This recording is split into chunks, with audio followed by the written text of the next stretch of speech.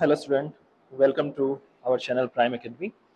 आज हम जिस टॉपिक की बात करने वाले हैं वो है एक पावर सेट पर बेस्ड एक क्वेश्चन। ठीक है, जिसमें हमारे पास दो सेट दिए हुए हैं ए एंड बी,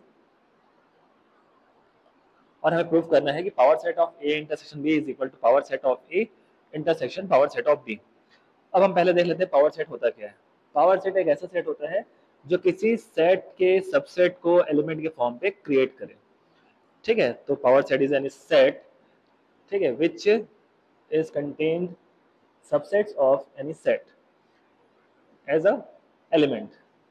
अब यहाँ बात करते हैं कि हमारे पास जो कंडीशन दे रखी है कि हम यहाँ मानते हैं कि x कोई एक p intersection a intersection b का एलिमेंट हो, p of a intersection b का एलिमेंट हो। इसका मतलब ये निकलता है कि x जो कोई सेट होगा वो कंटेन कर रहा होगा a इंटरसेक्शन b पे। इसका मतलब ये आता है कि x जो होता है वो a के द्वारा भी कंटेन किया जाएगा और x जो है वो b के द्वारा भी कंटेन किया जाएगा।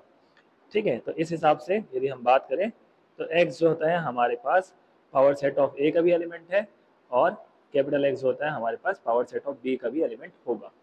ठीक है, इस हिसाब से हम यहाँ पर देखें तो कैपिटल X एक ऐसा एलिमेंट है या एक ऐसा कॉमन एलिमेंट है जो पावर सेट ऑफ A और पावर सेट ऑफ B दोनों में बिलोंग करता हो। इसका मतलब ये हुआ कि X belongs to power set of A intersection power set of B। अब यदि हम देखें यहाँ पर तो हमारे पास जो कंडीशन था कि X belong to power set of A intersection B, तो ये सेम एलिमेंट जो होता है आपने P of A intersection P of B में बिलोंग करा दिया। इसका मतलब ये होता है कि इट फॉलोज दैट कि power set of A intersection B is equal to power set of A intersection power set of B। ठीक है, यहाँ पर जो हम बाई कंडीशन का यूज करते हैं, जो हम एक कंडीशन जानते हैं इक्वालिटी ऑफ टू सेट्स की। यदि हम बात करते हैं एक कंडीशन की जिसके बेसिस पे इतने सारे क्वेश्चन हम करके रखें, इक्वालिटी ऑफ टू सेट्स, हम यहाँ पर ध्यान से देखें तो हमको ये मिलता है कि ए और बी कोई दो सेट हैं और वो आपस में इक्वल तब होते हैं जब वो एक दूसरे के द्वारा कंटेन किए जाए।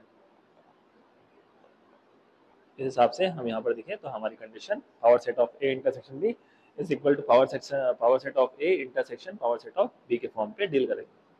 Thank you.